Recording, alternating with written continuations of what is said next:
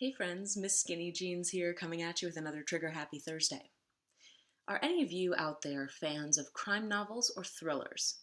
I used to spend a lot of free time reading that spine-tingling, edge-of-your-seat, who's really the bad guy kind of fiction, and the very best stories weren't the ones where the bad guy turned out to be the person whom you expected, or surprisingly, even the stories where, the main character turned out to be the bad guy.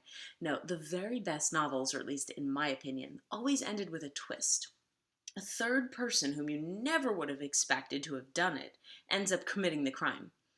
Okay, Kyla, but what does this have to do with food and body image and exercise? Just hear me out.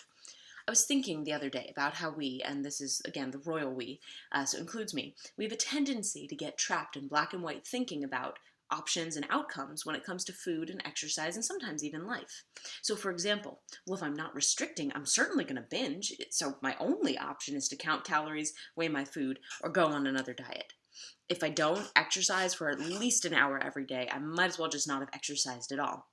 So I'm going to make sure that I cancel all of my plans so I never have to cut a workout short. Well, if I can't be happy all the time, my life is terrible. So I'm going to have to quit my job that's only so-so, or leave my partner whom I sometimes disagree with, start over wherever the grass is greener. It's my only option. Now, the trouble with black and white thinking is that it leads to one of two undesirable outcomes. The first is feeling completely trapped, boxed in, and depressed because there's absolutely nothing you can do to change the bleak, sad existence you've created for yourself. This is the restriction phase where you have absolutely no choice but to count calories, exercise until you cry, or stay in a job or a relationship that makes you feel physically ill. The second is making rash, impetuous decisions like quitting a job without a safety net, eating everything in sight, foregoing all forms of moderate exercise, almost out of protest. This is the binge, the purge, out of control that you told yourself would happen if you stopped restricting. The self-fulfilling prophecy. So let's bring it back to today's happiness trigger. Consider the third man. What I like about fiction is that it thwarts your expectations by throwing a conclusion you hadn't even considered into the mix, is that it has an application in our real lives. Just as no novel has to end with either the bad guy getting caught or the good guy turning out to be the bad guy, there can exist a third option in our lives outside of the black and white that we've already considered. Now, it's really hard when you're caught up in the plot of black and white thinking to see the third option, but I think it's possible if we start to ask ourselves questions that just take us out of the storyline. For example, if you were telling yourself the story that you have to restrict or do a sugar detox or count calories or do a juice fast because you can't be trusted not to binge, change the narrative completely and challenge the black and white. So I want you to just do me a favor, put this on pause, go pull out a piece of paper or a journal and write down the most absurd, ridiculous things that you could do instead of having to restrict, just to change the way that you eat. So instead of counting calories and hiding in my house, I could eat only at restaurants where there's no calories on the menu. I could hire a private chef to cook for me every single meal. I could write down a list of meals on my refrigerator and throw a dart and then just eat whichever one it lands on, etc. Now, you don't have to actually do any of those things, but the point is to just challenge the mindset that you don't have options, right? Yeah, I could restrict because I can't control myself, or I could hire a private chef to control things for me. There's another option. Right?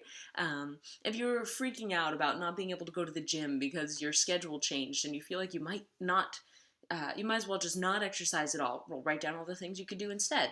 So instead of exercising for an hour at CrossFit every single day, you could buy a pair of pink weights and a headband and become a professional neighborhood speed walker.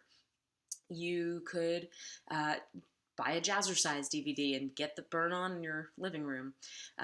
You could start a midnight yoga meetup. Whatever it is, no matter how unlikely it is that you're actually going to do any of these things, just write it down. As you open your mind up to challenging the yes, no, black or white thinking, you'll find that you become more flexible to believing that that less absurd options actually do exist. So maybe instead of restricting forever, you could find out that you do have the option to eat a sweet potato without losing all control and eating a whole cake. Maybe instead of exercising until you die, you could try a less intense workout like yin yoga without having to stop moving until the end of time and also not losing your entire physique.